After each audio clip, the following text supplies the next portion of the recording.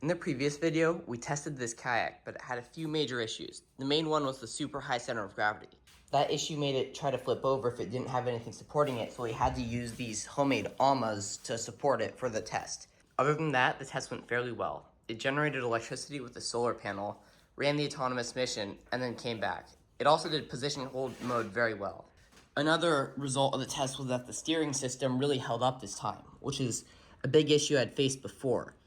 All the epoxy held together and it has a good turning radius now. Currently, I'm having an issue where the wagon that it's on is very unstable, and you can see it's leaning to the side, to the point where last time I was taking it to a pond on it, the wagon flipped over. To fix this, I bought a jet ski trailer. This trailer was modified to have a cargo box on it, but under the cargo box, there are jet ski bunks. So should be able to remove the cargo box and move the jet ski bunk closer and put the kayak on it. It also still has this front winch, which should allow me to keep the kayak on really well. Currently, the motor hangs down too far from the rest of the kayak and would scrape the ground when it's on the jet ski trailer. So I need to make it able to tilt upwards. The motor could initially tilt upwards, but when I put this here for the steering assembly, this blocks it. I'm planning on having two removable bolts down here and cutting this in half and having a piece of wood that's removable hold it together. I also need to cut off this screw that's sticking out.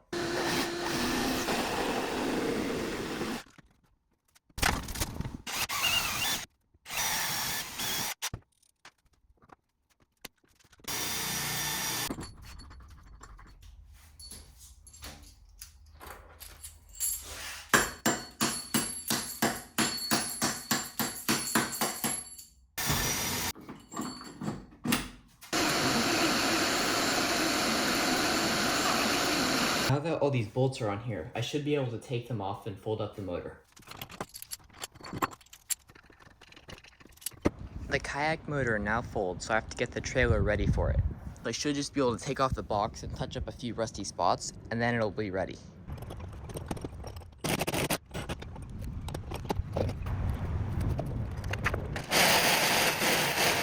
I finished removing the cargo box and I washed the trailer. Now I'm going to grind the rust off a few small spots, like there and there, and put some white paint over that.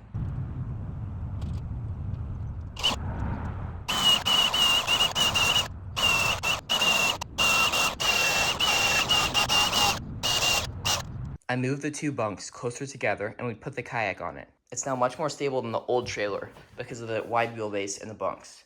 The built-in speedy Wi-Fi telemetry module sometimes connects and it sometimes doesn't, so I need to replace it with this Wi-Fi telemetry module, which I'm pretty sure works. I finished setting up the new telemetry system, and I also put clips on the panels that should clip onto the boat. I removed the old rubber cover that would have gone under the panels because it would be unnecessary and it would be hard to remove if I needed to access the battery to turn off the boat. And I connected the solar panels in the middle and I put clips on each corner, 2 clips on the front of the boat and 2 clips on the back. So when I need to remove the solar panels in the future, it should just be 4 clips and 2 wires. I also mounted a bilge pump, put the battery in the boat, and I got a waterproof box for the solar charge controller so that doesn't get ruined. I accidentally broke the steering system again, so I 3D printed this part that should connect to the steering servo and clamp onto here with this other piece. Now that the steering coupler is mounted, the steering works like it should.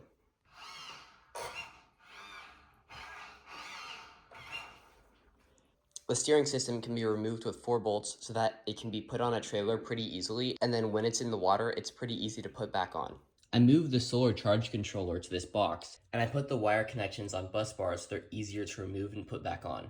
I also labeled a lot of the wires so it's easier to see what's what. This is a solar disconnect because I have to disconnect the solar panels before I disconnect the battery to avoid damaging the solar charge controller. And I waterproofed a lot of wire connections like this one with caulking so water can't get inside the wire and corrode it. I also put more caulking on the side of this control box because the old caulking that was on there wasn't very good and it had started to come off. During previous tests, I've been concerned about components getting hot within sealed compartments, especially the speed controller, which controls all the power going to the motor. To fix this, I'm going to add a closed-loop water cooling system that connects to this box and that also cools the solar charge controller in here so that nothing overheats. These are the water blocks I'm using. One of these is going to be in the water to cool off the hot water. One of these is going to go on top of the speed controller to prevent that from overheating. And it's also going to have a radiator like this one on top of it on the other side so that heat from other components like the flight controller can get removed. This one can't directly contact the solar charge controller because of the way the solar charge controller is mounted. So I'm going to put 3 radiators on top of it, and hopefully the air can transfer the heat between them well. I'm going to use this little 5-volt pump to pump water through the system, and I'm going to use a plastic bottle as a reservoir.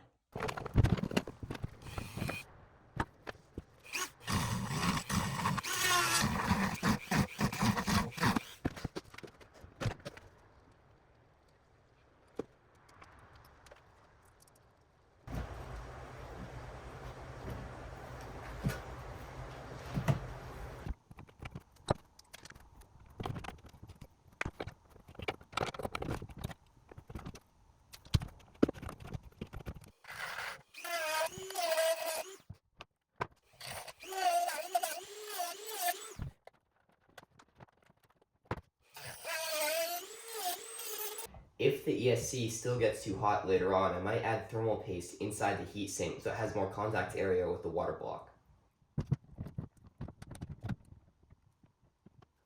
I finished mounting this water block and I put a heatsink on top of it.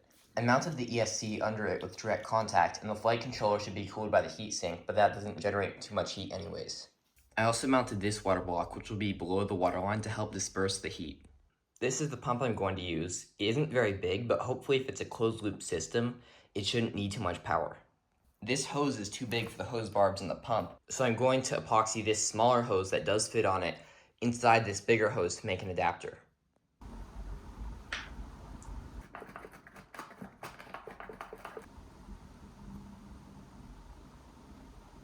I connected most of the tubes for water cooling between the 3 water blocks, and now I need to put this water pump inside this sealed container and connect this water cooling reservoir to it.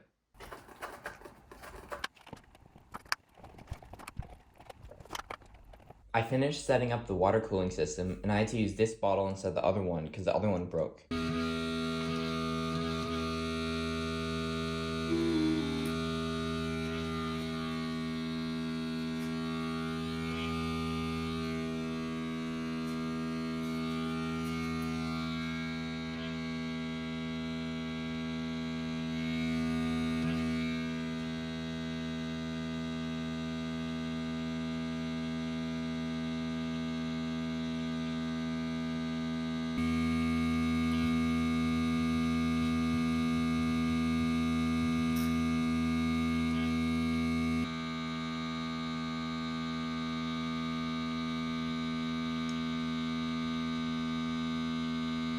I have everything on the boat set up like it will be when I put it in the water, except this solar display thing is sticking out. With no load on them except the battery charging and the motor pump, it's producing about 68 watts. If I put the motor at full throttle, the panels create about 70 watts. The motor currently isn't pushing any water, so it's drawing a lot less power than it will when it's in the water.